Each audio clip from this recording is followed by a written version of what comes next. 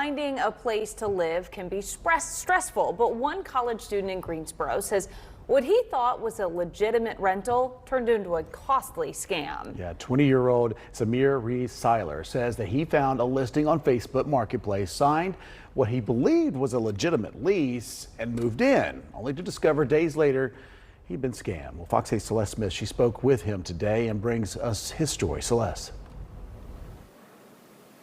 Well, I spoke with Samir Rees-Seiler, who says, looking back, there were a few things that seemed a little unusual, but nothing stood out as a major red flag. And that was until his stuff was left out in the yard and he wasn't able to get back in. And he said that he's now out of $1,300,000.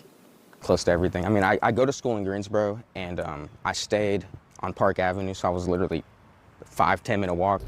Samir Rees-Seiler says he thought he had found the perfect rental on Facebook Marketplace, signed what he believed was a legitimate lease, and paid an application fee, security deposit, and rent totaling up to just over $1,300 through Chime before moving into Unit 4 at a property on 5th Avenue in Greensboro, June 10th.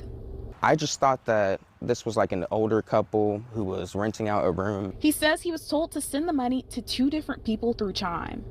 I thought some things were a little strange, but it's nothing that I didn't do before with like an apartment. It was like, okay, I'm sending money through Chime or transfer banks, but I'm like, no, I did that at the last place I lived. 2 days later, he says he returned to find his belongings outside. The keypad was on there, and we had people at the door who were able to, I had the key so they didn't get inside, but they were opening the keypad. So then I called them and I was like, why have you not taken the listing off? And it was like a pretty decent explanation. He was like, you can go ahead and take the keypad off. That's our fault. We forgot to take it off the website.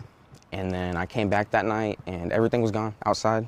There was a no trespassing sign on the door. He says representatives associated with the legitimate property company told him the person he'd been talking to and claimed to be the landlord is not connected to the property. The locks were changed and nobody was answering the phone when I would call the number I was talking with. So immediately I was like, okay, I think I got scammed.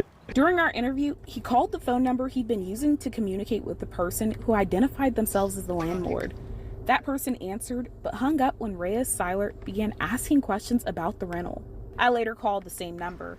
The person answered, but after I identified myself as a reporter and said I was reaching out about Rees-Seiler rental situation, the man hung up.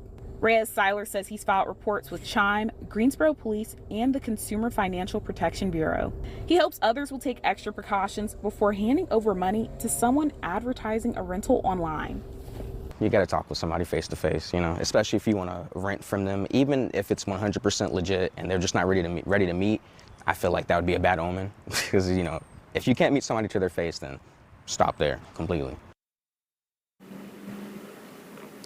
Greensboro Police says that they're further looking into this reported scam and hope to have more information for us early next week. We also reached out to the legitimate property management company and are still waiting to hear back.